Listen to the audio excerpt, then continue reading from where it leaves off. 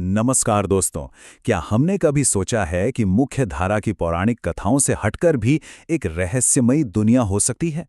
तुम्बाड़ या कांतारा जैसी क्षेत्रीय फिल्मों ने हमें एक छोटी सी झलक तो जरूर दी है कि कैसे स्थानीय परंपराएं हमारी आम कथाओं से बिल्कुल अलग और कहीं ज्यादा गहरी होती हैं। आज के इस एक्सप्लेनर में हम इन्हीं अनसुने देवताओं और सदियों से चली आ रही उनकी अनूठी प्रथाओं के पीछे छिपे सच को गहराई से समझेंगे। सोचिए, क्या भक्ति का आधार हमेशा सिर्फ प्रेम हो सकता है? यहाँ सच्चाई थोड़ी अलग और चौंकाने वाली है। एक बड़ा मशहूर कथन है, लोग उनकी पूजा प्रेम या भक्ति से नहीं बल्कि डर से करते हैं। आमतौर पर तो हम ईश्वर को उनकी कृपा और कल्याणकारी रूप के लिए पूजते हैं, है ना? लेकिन कुछ क्षेत्रीय देवता ऐसे भी हैं जिन्हें लोग अपनी जरूरत, अपने अस्तित्व को बचाने और हाँ, डर के मारे पूजते हैं। ये एक ऐसी आंतरिक वास्तविकता है जो हमें बताती है कि पूजा का उद्देश्य कभी-कभी सिर्फ किसी आने वाले संकट को टालना भी होता है। तो एक बड़ा सवाल जहन में आता है, इन शांत और कल्याणकारी देवताओं के उस पार आखिर छिपा क्या है? रामायण या महाभारत जैसे परिचित महाकाव्यों से थोड़ा दूर हटकर देखें तो घने जंगलों और ऊंचे पहाड़ों के बीच कुछ ऐसे उग्र और स्थानीय देवता मिलते हैं जिनकी कहानियां सच में किसी रहस्य से कम नहीं हैं। चलिए इस नए सफर की शुरुआत करते हैं। हमारा पहला भाग है खंडोबा, राक्षसों के संहारक। महाराष्ट्र के सह्याद्री पर्वतों का रुख करते हैं। यहाँ एक बेहद उग्र कुल देवता की पूजा होती है। जब इनका उत्सव मनाया जाता है ना, तो पूरा मंदिर सुनहरी हल्दी से ढक जाता है, बिल्कुल सोने की तरह चमकता हुआ।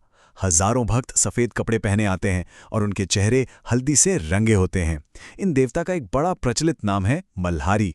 भाषा विज्ञान और पुरानी कथाओं की माने तो मल्हारी का मतलब है वो जिसने मल्ला नाम के राक्षस को हराया। इनकी कहानी सीधे तौर पर भगवान शिव के एक बेहद भयंकर और उग्र योद्धा अवतार से जुड़ी है। ये युद्ध की कहानी किसी एक्शन फिल्म से कम नहीं है।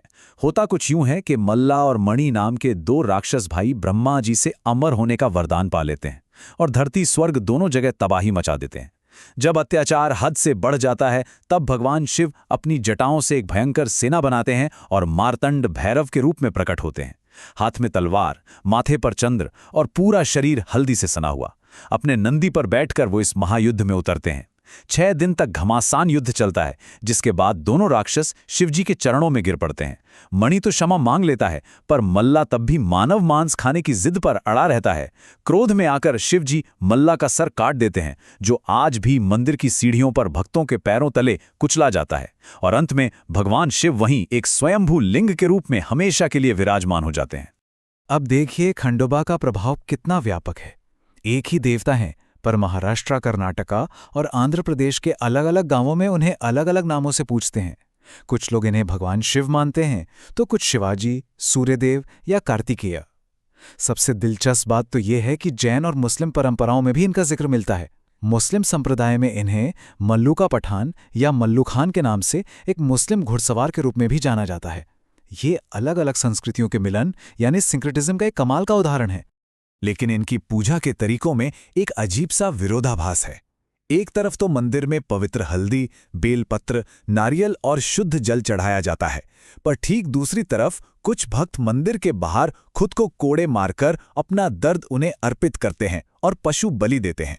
इतिहास उठाकर देखें तो वीर नामक एक प्रथा हुआ करती थी, जहां एक युवा अपनी आयु पूरी होने पर स्वयं अपनी बलि दे देता था। आज मानव बलि भले ही बंद हो, लेकिन खुद को कष्ट देना और मांस चढ़ाना इन स्थानीय परंपराओं और उनके गहरे विश्वास का एक निष्पक्ष सच है।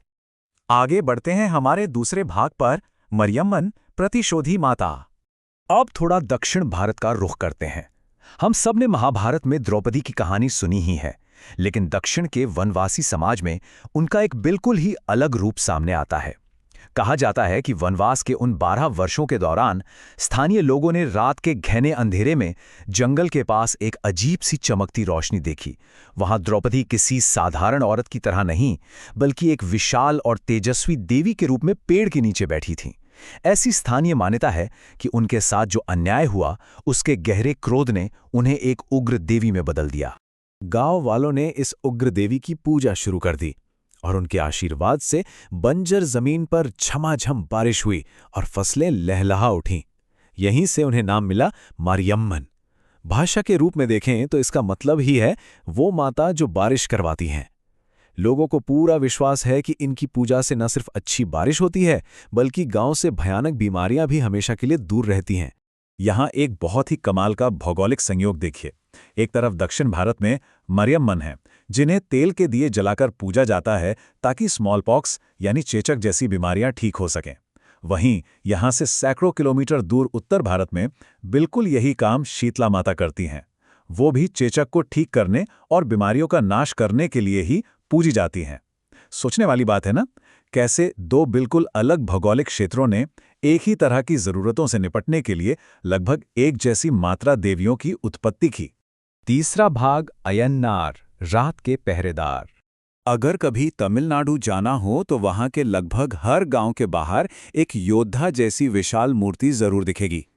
इन्हें देखते ही एक अजीब सी सुरक्षा का एहसास होता है। हाथ में एक बड़ी सी तलवार, चौड़ी आंखें, भरी हुई मूछें और उनके साथ खड़ा एक सफेद घोड़ा। ये अय्यनार हैं। ये किसी आम देवता की तरह सिर्फ मंदिर में नहीं विराजमान होते। ये एक सक्रिय रक्षक हैं जो पूरी रात गांव के बाहर पहरा देते हैं ताकि फसलों और पशुओं पर किसी बुरी आत्मा का साया भी ना पड़ सके। पुराणों में इनकी महिमा बेहद व्यापक है। अय्यनार शब्द का अर्थ ही होता है संसार का स्वामी। इन्हें भगवान शिव और विष्णु जी के मोहिनी अवतार का पुत्र माना जाता है और इनका जुड़ाव केरला के सबरीमाला और अयप्पा देवता से भी है। पर इनके हवाले से एक बात और दिलचस्प है। इनका पौराणिक इतिहास चाहे कितना भी बड़ा हो, इनकी पूजा के तरीके पूरी तरह से स्थानीय हैं। परिवार की रक्षा और अच्छी बारिश के लिए इनकी आरती होती है। भक्त पारंपरिक कपड़े पहनकर और शरीर को रंग कर बड़े झुंड में नृत्य करते हैं और स्थानीय परंपरा के अनुसार गांव की समृद्धि पक्की करने के लिए बकरे और मुर्गी की बलि दी जाती है। अब आते हैं हमारे चौथे भाग पर, निश्रिति, भय और विनाश की देवी।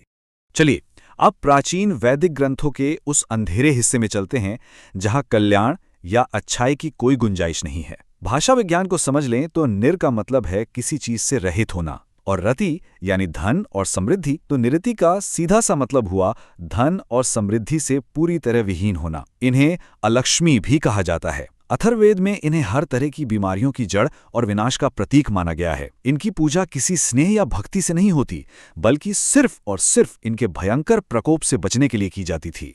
निरति के परिवार और उत्पत्ति की कहानी तो और भी ज्यादा डरावनी है। महाभारत के पन्नों में इनका जिक्र अधर्म की पत्नी के रूप में मिलता है। भय और मृत्यु इनके बेटे हैं और हिंसा इनके पिता। ऋग्वेद में यहाँ तक बताया गया है कि जो भी व्यक्ति निरति के चक्कर में पड़ जाता है वो परेशानियों के एक ऐसे गहरे कुएं में गिरता है जहां से उसका बाहर निकलना लगभग असंभव हो जाता है। पर यहाँ एक थियोलॉजिकल पैराडॉक्स या कहें एक धार्मिक उलझन सामने आती है। नृति जो विनाश और दुख की प्रतीक हैं, आखिर उन्हें देवी का दर्जा ही क्यों मिला? असल में स्थानीय मान्यता है कि नृति माता लक्ष्मी की बड़ी बहन है। एक परंपरा के अनुसार जब तक नृति के क्रोध को झीलकर उन्हें शांत नहीं कर लिया जाता, तब तक समृद्धि और अच्छाई की प्रतीक लक्ष्मी तक पहुंचा ही नहीं जा सकता। है ना कितना अजीब और गहरा विश्वास। और अब हमारा आखिरी भाग, भक्ति का ताना बाना और मानव विश्वास। जब हम इन चारों कथाओं को एक साथ जोड़कर देखते हैं तो मानव विश्वास और उसकी जरूरतों का एक बहुत साफ एंथ्रोपोलॉजिकल पैटर्न नजर आता है। देखिए, खंडोबा की उत्पत्ति भले ही राक्षसों के संकट से हुई, पर आज उनका मुख्य स्थानीय उद्देश्य लोगों को दर्द सहने की शक्ति देना है। मरियम्मान की कहानी अन्याय के क्रोध से शुरू हुई, पर आज उन्हें बारिश और बीमारियों के इलाज के लिए पूजा जाता है। अय्यनार का अस्तित्व रात के डर से जुड़ा था और आज वो गांव के मुख्य पहरेदार हैं। इन सब से एक बात तय है कि बड़ी बड़ी पौराणिक कथाएं अपने आप को किसी भी समाज की तुरंत जिंदा रहने की जरूरतों के हिसाब से ढाल ही लेती हैं। इस सारी चर्चा का निचोड़ ये है कि मनुष्य की भक्ति वक्त के साथ साथ देवताओं के रूप को लगातार बदलती रहती है, चाहे वो सुनहरी हल्दी अर्पित करना हो या फिर कोई उग्र बलि देना। इन सारी परंपराओं का आखिरी उद्देश्य समुदाय को एक साथ जोड़ना, अपने जीवन को हर हाल में सुरक्षित रखना और मानव मन में छिपे सबसे गहरे डर को नियंत्रित करना होता है। इन्हीं अलग अलग देवताओं के जरिए एक आम इंसान अपने कच्चे और अटूट विश्वास के सहारे हर बड़ी मुसीबत का डटकर सामना कर लेता है। इस एक्सप्लेनर को यहीं विराम देते हुए एक आखिरी सवाल छोड़कर जाते हैं। जब हम इन देवताओं की ये उग्र कहानियां और इनके पूजा के तरीके देखते हैं तो क्या कभी लगता नहीं कि जिसे हम दैवी शक्ति या चमत्कार मानते हैं उसमें से बहुत कुछ दरअसल हम इंसानों के जिंदा रहने की जद्दोजहद और हमारे अपने डर का ही एक आईना है? इस विचार पर गौर जरूर कीजिएगा। आज इस विश्लेषण का हिस्सा बनने के लिए बहुत बहुत शुक्रिया।